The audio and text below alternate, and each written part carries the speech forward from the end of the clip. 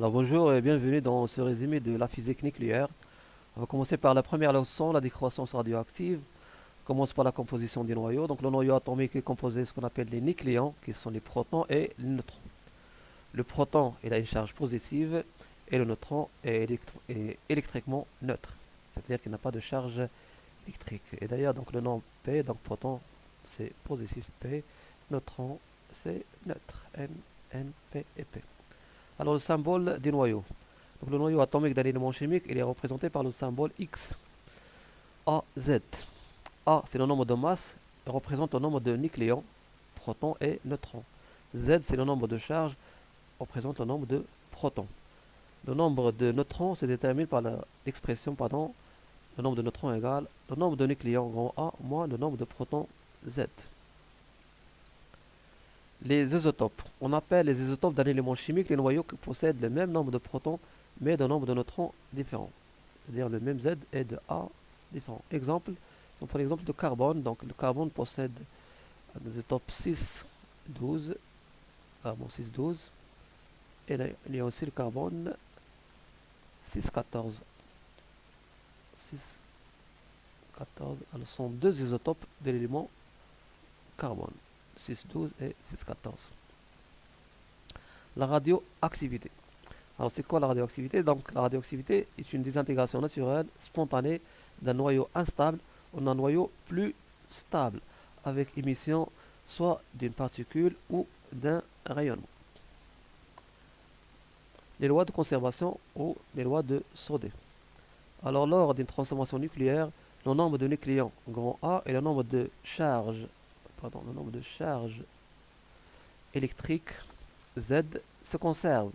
C'est-à-dire qu'on a la somme des nombres de nucléons avant une réaction chimique doit être égale à la somme des nombres de nucléons A après la transformation chimique. Pardon, la transformation nucléaire plutôt. Donc le nombre de nucléons avant la transformation nucléaire est égal au nombre de nucléons après la transformation nucléaire. Le nombre de charges avant la transformation nucléaire est égal au nombre de charges après la transformation nucléaire. Donc ce sont les lois de Sodé. Alors pour les différents types de radioactivité, donc il y a quatre types de radioactivité. La radioactivité alpha, qui est une émission d'un noyau d'hélium, un noyau X à Z, se transforme en un noyau Y, Z-2 à -4, plus un noyau d'hélium de 4. Le noyau d'hélium qu'on appelle la particule alpha. Donc, pardon, c'est la particule alpha. Donc d'après les lois de conservation, on a ici un nombre de nucléons A, l'hélium 4, donc le noyau Y, c'est A-4. Pour le nombre de charges Z, l'hélium 2, donc c'est Z-2. La radioactivité bêta-, donc c'est l'émission d'un électron. Donc un électron, c'est la particule bêta-, donc un électron, le nombre de nucléons, c'est 0, puisqu'il ne possède ni protons ni neutrons, et sa charge est négative, donc Z égale à -1. Donc d'après les lois de Sodé, le noyau Y, et le rapport de nombre de nucléons A, puisqu'il y en a 0, et le nombre de charges c'est Z plus 1. Donc Z plus 1 moins 1, ça fait Z. La radioactivité bêta+, c'est l'émission d'un positron, donc c'est bêta+. Positron, c'est l'antiparticule de l'électron, c'est-à-dire que la particule qui possède les mêmes caractéristiques d'électron, sauf une charge opposée. Donc au lieu de la charge négative de l'électron, on a une charge positive. Donc d'après les lois de conservation, donc le noyau X, on a ici A, le noyau Y doit porter le même nombre de nucléons A, puisqu'on a ici c'est 0, donc A plus 0 égale à A. Pour le nombre de charges, le noyau Y, donc c'est Z-1 plus 1, ça fait Z. Pour la radioactivité gamma, alors à la différence des trois premiers, alpha, bêta, bêta+, qui sont des particules, gamma, c'est une onde électromagnétique, donc c'est un rayonnement de très haute énergie, de très faible longueur d'onde, donc au cours de laquelle le noyau Y se trouve dans un état excité, se désexcite en se débarrassant de son excès d'énergie pour donner un rayonnement gamma qui est une onde électromagnétique. Donc c'est une onde électromagnétique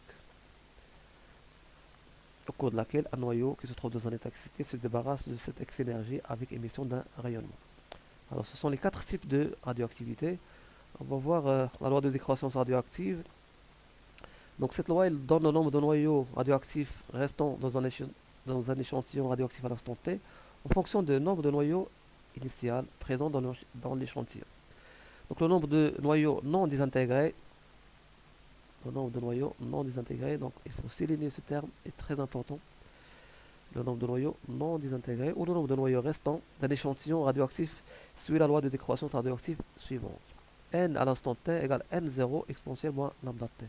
Avec N, c'est le nombre de noyaux restants. Attention, c'est le nombre de noyaux restants à l'instant t, ou le nombre de noyaux non désintégrés. N0, c'est le nombre initial de noyaux de l'échantillon radioactif, c'est-à-dire le nombre de noyaux à t égale à 0. L'instant t égale à 0. Et lambda, c'est une constante positive qui caractérise le noyau radioactif, appelée la constante radioactive. Il s'exprime en seconde moins 1.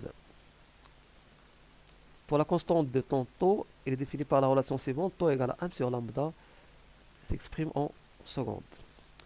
La demi-vie d'un noyau radioactif Tn1, par définition, c'est la durée au bout de laquelle la moitié de nucléides radioactifs initialement présents dans l'échantillon se sont désintégrés. C'est-à-dire que n à l'instant Tn1, c'est n0 sur 2, avec n0 le nombre de noyaux initial. À propos de cette relation, donc, on remarque, il y a une autre relation, le nombre de noyaux restant à l'instant n fois Tn1 égale le nombre de noyaux initial sur 2 à la puissance n. Donc vous pouvez démontrer cette relation, 2 à la puissance n. Donc pour n égale à 1, donc Tn1 c'est n0 sur 2. Pour n égale à 2, c'est n0 sur 4 et ainsi de suite. Ça c'est le nombre de noyaux restant à l'instant n fois Tn1. Donc les grandeurs Tn1 et lambda, ils sont reliés par la relation suivante, Tn1 égale ln de 2 sur lambda égale tau ln de 2. Alors pour le graphe qui représente les variations de n fonction de t, on peut déduire la constante de temps tau par deux méthodes, soit l'intersection de la tangente à t égale à 0 avec l'axe des abscisses, qui donne l'instant tau, ou bien n à l'instant tau égale 0,37 fois n0. Donc il suffit de calculer 0,37 de n0 et projeter sur la courbe pour déterminer tau. Donc le graphe qui représente n en fonction de t, donc on a n0 à l'instant t égale à 0. Après Tn1, le nombre de noyaux restants c'est n0 sur 2. Après 2 fois Tn1, d'après cette relation, c'est n0 sur 4. Après 3 fois Tn1, le nombre de noyaux restants c'est n0 sur 2 à la puissance 3, c'est n0 sur 8, et ainsi de suite. Donc le nombre de noyaux décroît en fonction de t. Toujours n, c'est le nombre de noyaux restants. Nombre de noyaux restants. Donc la détermination graphique de tau, on m'a dit qu'il y a deux méthodes, soit l'intersection de la tangente à t égale à 0, soit n à l'instant tau égale 0,37 fois n0. Donc pour l'activité d'un échantillon, donc l'activité A de t d'un échantillon radioactif et le nombre de désintégrations par seconde. Son unité dans le système international est le becquerel, symbole c'est grand B petit q, avec un becquerel correspond à une désintégration par seconde. Donc la relation entre l'activité A et le nombre de noyaux radioactifs restants à l'instant t, c'est A égale lambda fois t, lambda fois n à l'instant t, avec A c'est en becquerel, lambda en seconde, moins 1. Attention, lorsqu'on calcule l'activité A, il faut que lambda soit exprimé en seconde moins 1, puisque le becquerel c'est des intégrations par seconde. Attention. Et on a la loi de décroissance radioactive, A à l'instant t égale à 0 exponentielle moins lambda t. À propos de cette loi de décroissance radioactive, on peut l'écrire soit avec les n, ou avec les A, ou avec les masses aussi. Donc m à l'instant t, c'est m0 exponentielle moins lambda t. m0 exponentielle moins lambda t. Avec m à l'instant t, c'est la masse restante. À l'instant t, m0 c'est la masse initiale. On peut l'écrire avec la quantité de matière. N à l'instant t égale n0 exponentielle moins lambda t. Donc ces lois de décroissance radioactive, il est valable pour les nombres de noyaux, l'activité, la masse et la quantité de matière. Bien sûr, avec A0, c'est lambda fois N0. Alors pour le calcul du nombre de noyaux dans un échantillon, donc le nombre de noyaux se calcule à partir de la relation grand N égale la masse sur la masse molaire fois Na. Alors bien sûr, si on a la masse et la masse molaire, qu'on peut le calculer aussi par une relation, le nombre de noyaux, c'est la masse de l'échantillon sur la masse d'un noyau, M du noyau. Donc si on n'a pas la masse molaire et le nombre d'Avogadro, on peut le calculer à partir de cette relation. N, c'est la masse d'échantillon sur la masse du noyau. Donc ça dépend des données. Donc si on a la masse et la masse molaire, on peut le calculer d'après cette première relation. Sinon, si on n'a pas la masse molaire, mais on a la masse de noyau, on peut calculer le nombre de noyaux à partir de la relation grand N égale la masse sur la masse des noyaux. Et bien sûr, il faut faire attention, les deux grandeurs, la masse de l'échantillon et la masse des noyaux, doivent être exprimées avec les mêmes unités, soit les deux en grammes ou les deux en kilogrammes, avec quelques propriétés donc, de la fonction exponentielle et la fonction ln. Donc maintenant, vous avez déjà étudié la fonction ln et la fonction exponentielle. Alors, vous connaissez très bien ces formules mathématiques. À noter que la fonction ln, c'est la fonction réciproque de exponentielle. Donc, si on a l'exponentielle et on cherche à se débarrasser de l'exponentielle, on va faire entrer ln et inversement. Donc, ceci, vous l'avez déjà étudié en maths. On passe maintenant aux deuxième leçon. Noyau, masse et énergie. Et on commence par la relation d'Einstein. Alors, tout corps de masse petit m possède au repos une énergie dite énergie de masse. E égale mc carré. Avec E, c'est l'énergie exprimée en joules. M, c'est la masse du corps au repos exprimée en kilogrammes. Et C, c'est la célérité de la lumière dans le vide. C qui est à peu près égal à 3 10 puissance 8 mètres par seconde. Alors, les unités d'énergie et les unités de masse. Donc, en physique nucléaire, on n'utilise pas les unités de kilogrammes pour la masse et le joule pour l'énergie, puisque ce sont des unités qui sont très grandes. Donc, on change le système d'unités en passant pour les énergies à ce qu'on appelle les électronvolts. Donc, un électronvolt, c'est 1,6 10-19 joules. Comme on peut utiliser le méga électronvolt, MeV, qui est égal à 10 puissance électronvolt, est égal à 1,6 10-13 joules. Ça pour les énergies. Et pour les masses, du fait que les particules en physique nucléaire sont extrêmement petites, donc au lieu de choisir le kilogramme, on a choisi une unité de masse convenable appelée l'unité de masse atomique, symbolisée par le U, avec un U égale 1,66 10-27 kg. Comme on peut utiliser d'autres unités qui est plus pratique, c'est l'unité de MeV par C carré, avec un U égale 931 MeV par C carré. Bien sûr, ce passage de l'électronvolt au joule, ou de mégaélectronvolt vers le joule, ou bien de U vers kilogramme, ou bien le U vers mètre par C carré, ce sont des passages qui vont être donnés dans les énoncés des exercices, donc c'est pas la peine de les apprendre. Ils seront parmi les données. On va voir ce qu'on appelle le défaut de masse d'un noyau. Alors le défaut de masse delta M pour un noyau X à Z est défini par delta M égale ZMP plus N fois Mn. Ça c'est la masse des nucléons séparés, moins la masse du noyau. Donc le défaut de masse, c'est la masse des nucléons moins la masse du noyau. Là, ici, c'est la masse du noyau. Et ici, c'est la masse des nucléons, séparés ou isolés. Nucléons. Où MP et Mn sont respectivement la masse d'un proton et la masse d'un neutron. À noter que le défaut de masse d'un noyau, c'est toujours une grandeur qui est positive. Ça veut dire que toujours la masse des nucléons séparés elle est supérieure à la masse du noyau. Alors pour l'énergie de liaison d'un noyau, l'énergie de liaison EL d'un noyau X à Z, l'énergie qu'il faut fournir à ce noyau au repos pour le dissocier en ses nucléons isolés également au repos.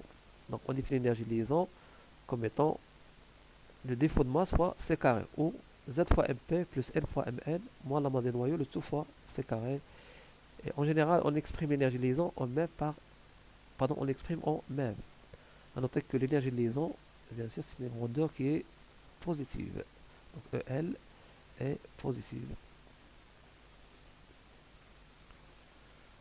Alors pour le calcul de l'énergie de liaison, donc en général les masses sont données en U. Donc pour calculer l'énergie en MeV, il suffit de calculer cette grandeur en MeV par C carré en multipliant le tout par 931,5 MeV par C carré. Donc on aura la masse en U. On va la multiplier par 931,5 pour passer de U au mètre par c carré. Et en multipliant par c carré, le c carré simplifie, on obtient directement le résultat en MeV. Donc en général, on utilise le MeV pour calculer les énergies. Donc l'énergie de liaison du noyau, c'est une grandeur qui est bien sûr positive. Pour l'énergie de liaison par nucléon, donc il est défini comme étant l'énergie de liaison EL divisé par le nombre de nucléons grand A. Donc E égale EL sur grand A, avec EL c'est l'énergie de liaison et A c'est le nombre de nucléons. L'énergie de liaison par nucléon s'exprime en MeV par nucléon. Alors c'est quoi l'intérêt de cette grandeur? L'intérêt de cette grandeur, c'est qu'il permet de comparer la stabilité des noyaux. Donc plus l'énergie de liaison par nucléon est grande, plus le noyau il est plus stable. Alors, ce qu'on vous demande de comparer la stabilité de deux noyaux, donc il suffit de calculer l'énergie de liaison par nucléon et comparer les deux grandeurs. Donc le noyau le plus stable, c'est celui qui a la plus grande valeur de l'énergie de liaison par nucléon. Attention, pour comparer la stabilité, il faut comparer les énergies de liaison par nucléon. On ne compare pas les énergies de liaison. Attention, il faut comparer l'énergie de liaison par nucléon. Donc le noyau le plus stable, c'est le noyau qui a la plus grande valeur d'énergie de liaison par nucléon.